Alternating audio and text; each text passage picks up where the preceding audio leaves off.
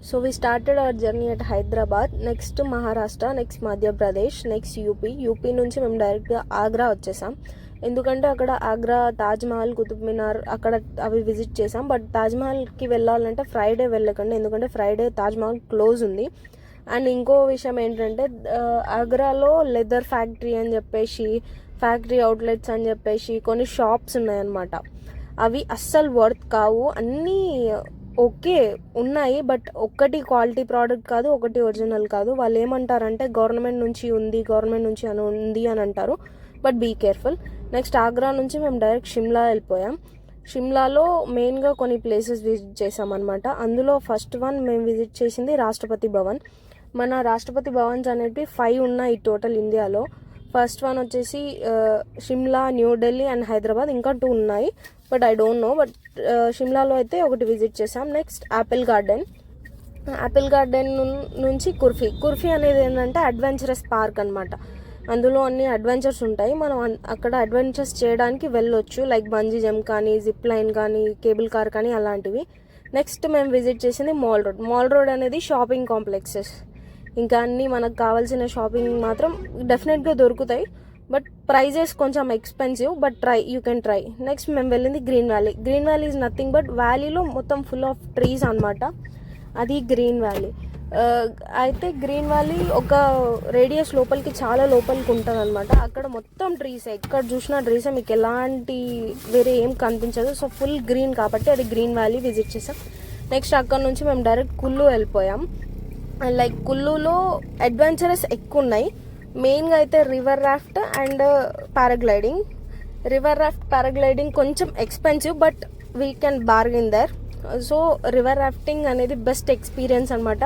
డెఫినెట్గా అందరు ట్రై చేయాలి. పారాగ్లైడింగ్ అయితే భయం ఉన్న వాళ్ళు మెయిన్గా ట్రై చేయండి, ఎందుకంటే నెక్స్ట్ టైం భయం పోతుంది కాబట్టి. అక్కడ నుంచి మేము వెళ్ళిపోయాం Manali is the best visiting place.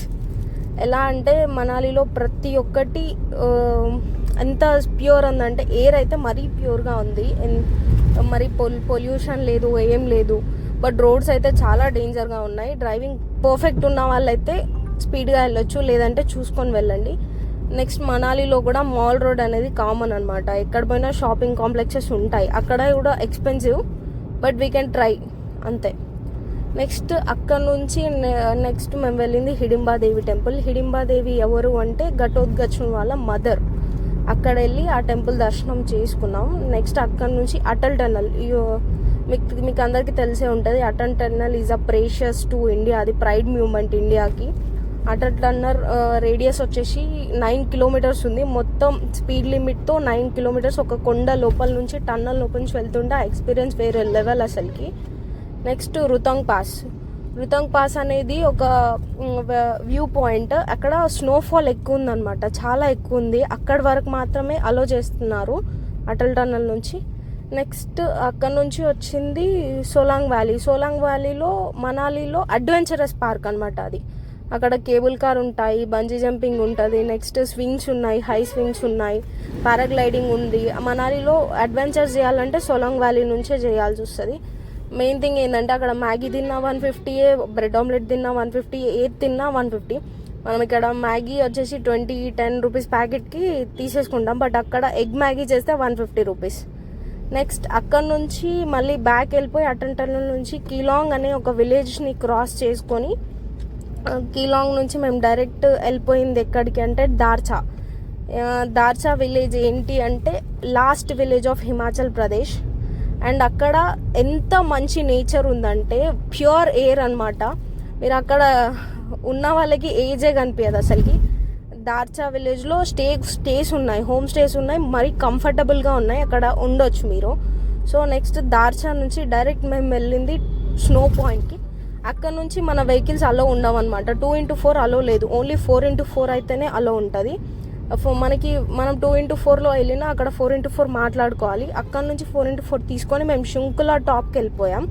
శుంకులా top అనేది ఏంటంటే 300 మీటర్స్, అక్కడ నుంచి 300 కిలోమీటర్స్ వెళ్తే లే వస్తుంది అనమాట.